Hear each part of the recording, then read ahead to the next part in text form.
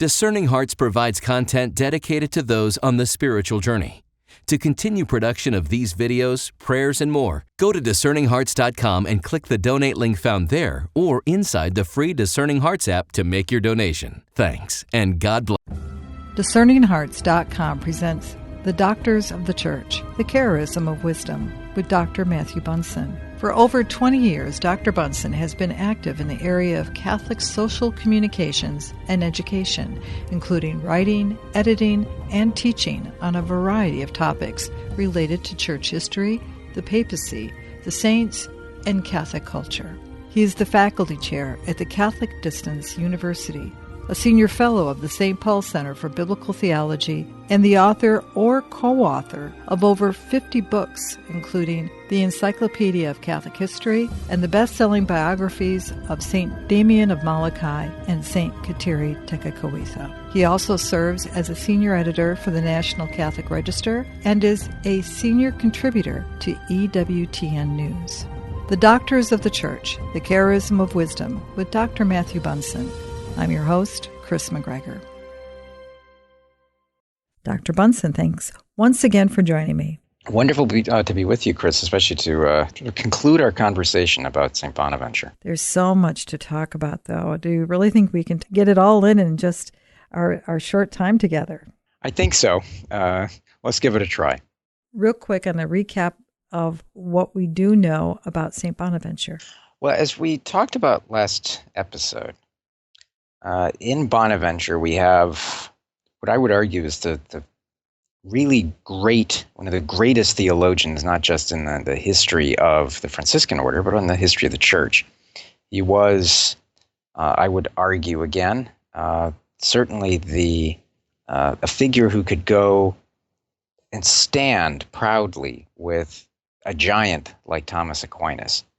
He was also somebody, though, who had such wonderful practicality about him, both in how he administered the affairs of the Franciscans as their master general, but also as a theologian. That's something that we're going to be talking more about.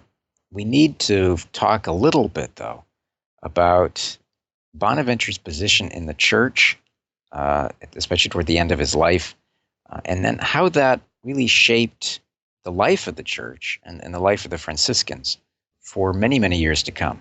He was a part of a very important council, was he not? He was. He, on the orders of the Pope, participated in the Council of Lyon.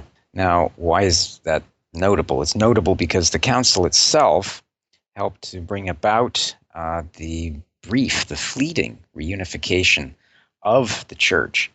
The Eastern The schism that had been present since at least 1054. This was one of the last-ditch efforts to reunify the Church, especially in the face of the growing menace of the Islamic states to the east, especially at a time when the last of the Crusader states were collapsing in the Holy Land and, in fact, died out in 1291. Bonaventure, by that time, by 1274, had been offered by one pope the office of the Archbishop of York. He had essentially accepted it under obedience, but within a year, from 1265 to 1266, was able to resign his post, that this was just not something that he felt called to do, or felt something that he really thought was the best use of his talents. And it's interesting to consider that Pope Clement IV, who appointed him to that position, wrote so glowingly of Bonaventure as to why he wanted him to take this post. But it also tells us about his humility and but the fact that the Franciscan order at the time was still not in any condition for him to abandon it. And so he remained as head of the Franciscans and continued the important work of shaping it. But the popes were aware of him, that the popes understood his significance in the life of the church. He was considerably influential, for example, in securing the election of Pope Gregory X, who wasted little time in appointing him a cardinal.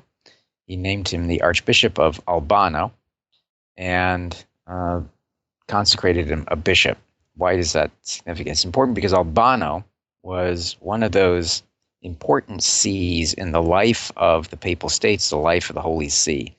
And it positioned Bonaventure then to be a very significant papal advisor, papal counselor, and somebody who would be able to interact with the other members of the College of Cardinals at a time when the church was grappling with a lot of these major issues. We had the end of the Crusader states, sort of the end of an era.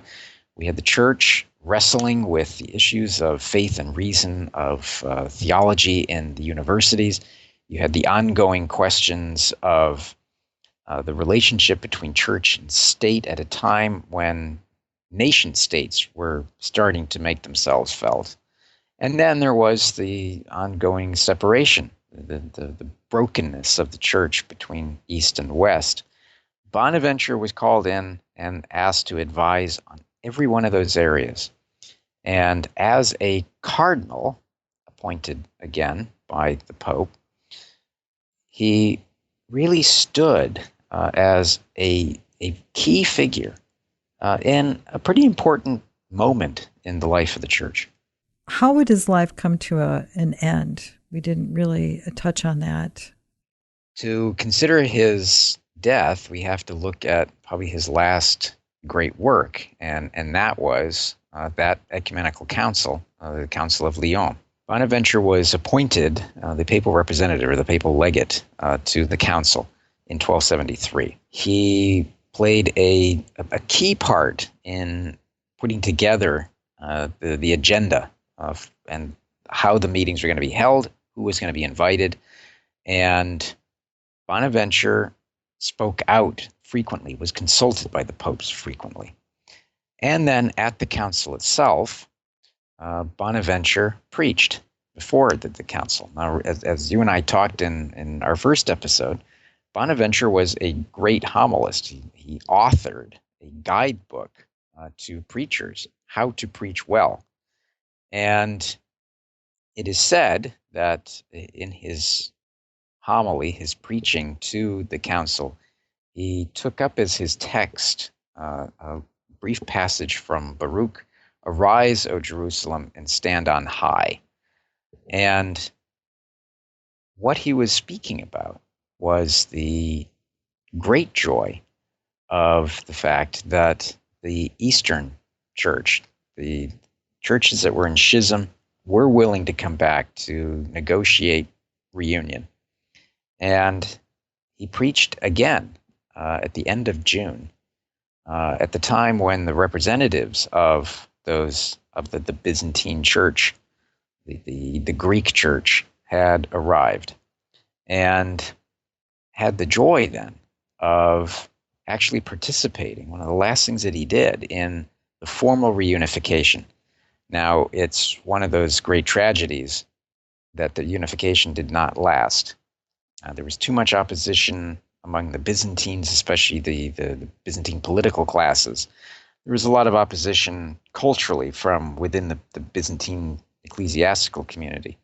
And then there was the failure of the West to deliver its promises of massive military support against the onslaught of the Turks. Nevertheless, Bonaventure played a role in that fleeting moment in which reunification was achieved. Barely a week later, on July 15th, 1274, he died. Now, it has never been established precisely what brought about his death. In fact, there was a wild rumor that he'd been poisoned, but in all likelihood, it was a simple reality that the people in their 50s, which he was, could die suddenly. He probably worked himself to death. He was a papal advisor. He was a member of the College of Cardinals. He was a prolific theologian, and of course, he was also Master General of the Franciscans. That's a lot of burden for one man to carry. And sure enough, I think it was the work that brought about his demise. When we speak about his theological contributions to the church, again, his peer Thomas Aquinas gets much of the headlines still to this day. And yet Bonaventure, the depth of what he had to give would affect not only the Franciscans, but also another order. And I'm thinking of the Carmelites, for St. John of the Cross would make it mandatory readings for the Carmelites. There was something very profound and very deep that Bonaventure has offered us, isn't it? It is. We talked in our last episode about Bonaventure's stress on mystical contemplation of communion. And we made note of the fact that he was criticized by some for what they saw as a lack of sort of public mortifications and other things that we tend to think of on the road to contemplation and contemplatio. And yet, Bonaventure left behind some truly brilliant writings. We can touch again briefly on two of them. The one is on the wings of the seraph, in which he discusses the 6 different paths that we can achieve contemplation. And for Bonaventure, it's that important observation of the world and the exploration of the soul itself as it pursues this communion, this contemplation of Christ. And in this, he, of course, is hewing very closely to the spirituality of Francis of Assisi. And I want to quote one of the things that Bonaventure wrote in one of his other works, and that's the Itinerarium Mentis in Deum, the Journey of the Mind to God, which is the second book.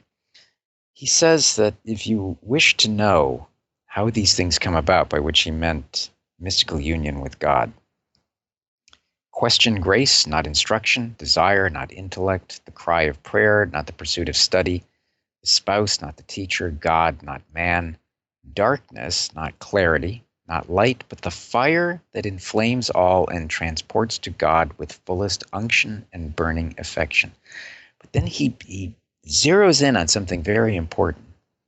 He says, let us pass over with the crucified Christ from this world to the Father, so that when the Father is shown to us, we may say with Philip, it is enough for me. So, as John of the Cross understood, Bonaventure was always focused on Christ, on understanding the cross, in living the cross, and then rooted in the heart of that contemplation was love. That is really key, isn't it? I mean, that Christocentric experience, because by its very nature, St. John tells us that God is love. Yes, that's exactly it. And he's always faithful to Francis. What did Francis teach the Franciscans? What does Francis teach all of us? That we must be focused on Christ, to be in ourselves an alter Christus, to pursue Christ, but to pursue Christ in love, especially in our desire to imitate Christ, to be Christ-like, to conform ourselves to Christ, to conform ourselves to the cross of Christ. And that is, I think, one of the most powerful foundations for any spirituality, any authentic one. And that's also, I think, one of the reasons why John of the Cross was drawn to the writings of Bonaventure, it's as we touched briefly in that first episode, to work at this, that you actually have to participate in this, that they must be an object of desire, an application of the will that entails the wholeness of the person, that it means the perfection of the virtues in your life, the cardinal and theological virtues. It means being holy. It means leading a moral life. It means actually living the faith as bedrocks for contemplation, for contemplatio. And at the same time, we also have to accept that we need guidance in this, that we need to follow a practical path, that discipline is essential. And that's when we talked about Bonaventure's mortifications. He was able to live those mortifications in his will, in how he gave himself completely and absolutely to the life of holiness, to a life of prayer, without distractions. So the mortifications for him were indeed very profound mortifications, and probably the very people who sometimes complained about the fact that he was not so public in his demonstrations of them themselves never really attained any of the same levels of intimacy with God that Bonaventure did. Do you think, Matthew, that some of the criticism that is levied towards the Franciscan spirituality, in the sense that it's all about creation and it's all about seeing God and those things of the world that he has manifested for us in that creation, that Bonaventure was able to articulate it in a way that had not been done before? Yes, I would agree with that. And he stands always in his lifetime, in contrast, but also in comparison to Thomas Aquinas. And Pope Benedict XVI, as you and I have talked, who devoted so much of his thought, his life, to the study of Bonaventure, understood and continues to understand the intense relationship between the two of them theologically, that they seem to be worlds apart in some of their approaches, and yet both of them had, in the end, the same objective, and that is God. For Bonaventure, he looked at the created universe, the world, and he saw the beauty of that creation. And much as Francis did, he wanted to contemplate it. Now, one of the things that we see in Bonaventure's theology is that there is a practical aspect to theology. So he notes, for example, the theoretical, the practical, but then he also notes what he referred to as the sapiential, or the role of wisdom in finding that balance, that harmony between the practical and the theoretical. In other words, between practice and knowledge. And what was the purpose of that? That we seek to be good. When he wrote, for example, that faith is in the intellect in the way that it provokes affection. The knowledge that Christ died for us does not remain knowledge, but must go beyond that to affection, to love. And so for Bonaventure, he sees theology as an excessive risk of reason emptying faith, which is what Francis was concerned about. But at the same time, we need to have that aspect of learning, that we study the Word of God, that we we contemplate Scripture, that we look at all of theology as worthwhile, but at the same time, again, finding that balance for the practice of it tied together with wisdom. At the heart of all this, Matthew, do we find in Bonaventure that yes, he is so Christ-centered, so that ultimately it would be Christ's great communication to the Father, and hence his expression of the Father's will. It becomes very much a contemplation in the life of the heart of the Trinity itself. It does. The best way to describe it is the ultimate destiny of someone. That if our destiny is to love God, to have that encounter with Him, to be united with Him, then love must be our path to what is always talked about in the pursuit of this. It is the pursuit of good, as a definition of our happiness.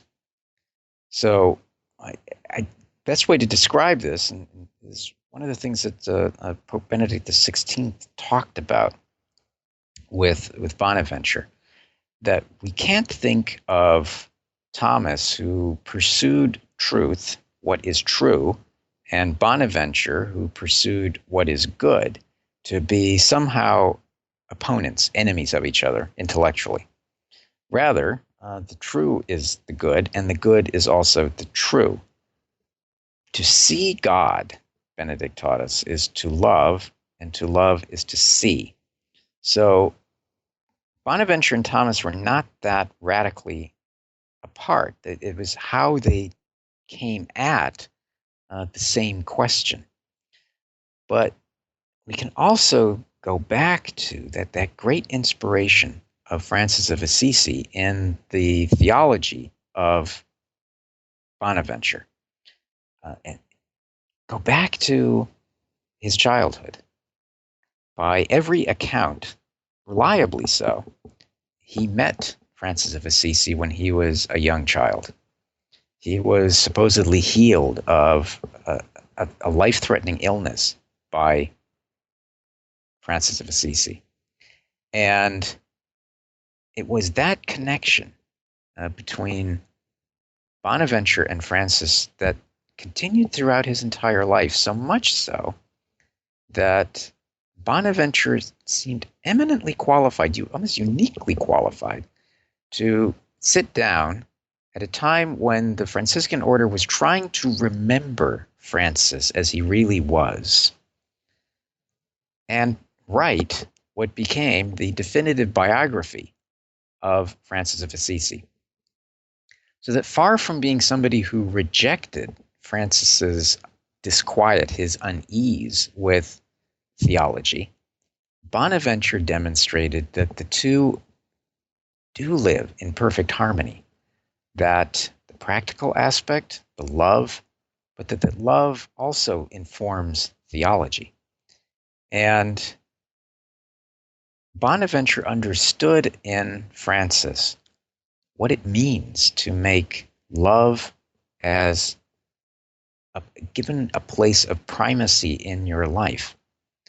He was, as Pope Benedict said, a living icon of Christ in love with Christ, and was able then not simply to use words, but also his own life in convincing people of why we should love. But if we love, we have to love with all our hearts. But if we're going to love with all our hearts, that means we have to love God first. And we see as well the idea of encounter. Pope Francis speaks frequently of encounter. And having that encounter with Christ rest at the heart, I think, of one of the practical aspects of Bonaventure's theology. That if we live that, we have that encounter of love that allows everything else to flow. Any final thoughts on the teachings and life of St. Bonaventure? Yeah, I think Bonaventure, as you asked at the end of our first episode on his life, why is he a doctor of the church? I think we can return to that question, but come at it from a slightly different angle, and that is, what is it about Bonaventure that makes him so remarkable as a doctor of the church, but also as a Franciscan? And that is that he was able to embody to a stunning degree the life of the mendicant. And that is to live a life of prayer, of contemplation, of theological reflection, but at the same time to have a life of action in the world, to go out and to engage culture. I think that's one of the lessons that he gives us today, that here was someone who not only gave himself to the academic study of theology, who not only gave himself to the contemplation of God, but who took that out and studied it and then lived it in the world and showed all of us how we could do that.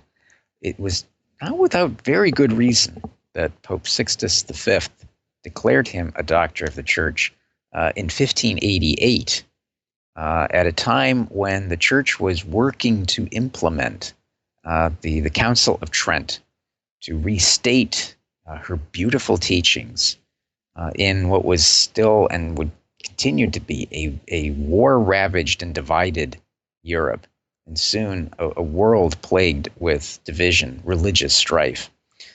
That Bonaventure shows us the way, that love has to be at our core. And again, there's the practical aspect, there's the theoretical, there's knowledge and contemplation united in wisdom.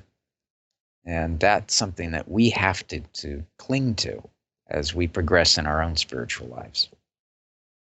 Well, when you say love is at the core, ultimately that God is in the core, isn't he? He is. He is. Christ is there. Thank you so much, Dr. Matthew Bunson. Oh, great to be with you, Chris. Looking forward to our next episode. You've been listening to The Doctors of the Church, The Charism of Wisdom with Dr. Matthew Bunson. To hear and or to download this conversation, along with hundreds of other spiritual formation programs, visit discerninghearts.com. This has been a production of Discerning Hearts. I'm your host, Chris McGregor. We hope that if this has been helpful for you, that you will first pray for our mission. And if you feel us worthy, consider a charitable donation to help support our efforts. But most of all, we hope that you will tell a friend about discerninghearts.com and join us next time for The Doctors of the Church, The Charism of Wisdom with Dr. Matthew Bunson.